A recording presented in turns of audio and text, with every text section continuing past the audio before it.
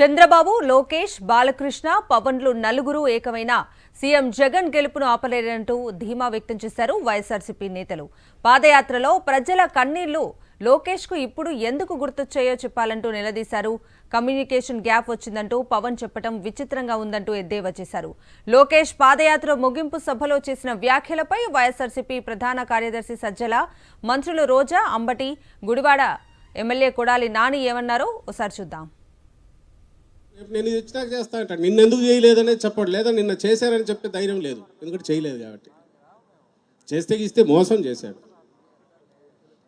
ఏం కదిలించినా జనానికి అవి గుర్తొస్తాయి కాబట్టి వాటి గురించి మాట్లాడాడు.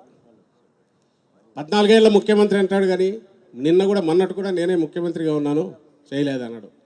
జనం మర్చిపోయినారని ఆయన గట్టి నమ్మకం, గుర్తుండదని. నా యాత్రలో నేను అది చూశాను, అక్కడ కన్నీళ్లు చూశాను, ఇక్కడ ఇంకోటి చూశాను.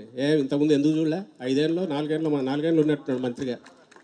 ఎందుకు అధికారంలోంచి ఈడ్చి కొట్టి డబుల్ డిజిట్కు 23 సీట్లకు ఎందుకు పరిమితం చేశారు? వీటన్నిటికీ అతను ఇవ్వాలా? నిన్న అతిథిగా వాళ్ళ ఇంటికి పోయి బలవంతంగా పిలుచుకొచ్చిన పవన్ కళ్యాణ్ చెప్పాలా? అతన్ని మరీ విచిత్రం. ఏదో కమ్యూనికేషన్ గ్యాప్ వల్ల లాస్ట్ టైం కుదరలేదు, ఇప్పుడు కమ్యూనికేషన్ కుదిరిందంటే ఏం కమ్యూనికేషన్ తెలియదు. కానీ ఇప్పుడు ముందు మాత్రం శాశ్వతంగా మైత్రి కొనసాగాలని కాదు. ఎందుకు కొనసాగాలి? వాళ్ళకి చావుకళ కనిపిస్తోంది మీకు రాజకీయాల్లో.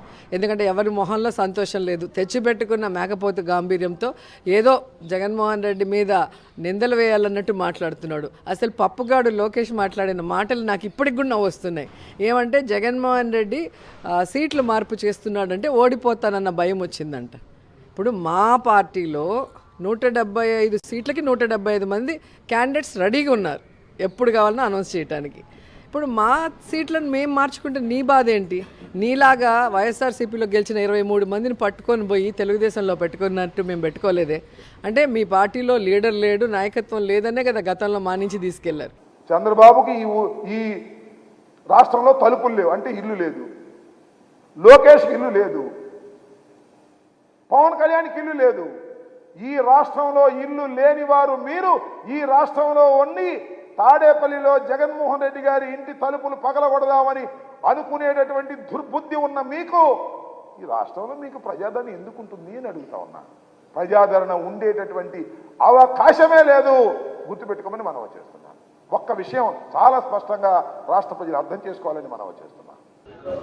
ఇప్పుడు జగన్మోహన్ రెడ్డి గారు 2009 సెప్టెంబర్ 2వ తారీఖున రాజశేఖర రెడ్డి గారు చనిపోయిన రోజు నుంచి జగన్మోహన్ రెడ్డి గారు యుద్ధం ప్రకటించాడు.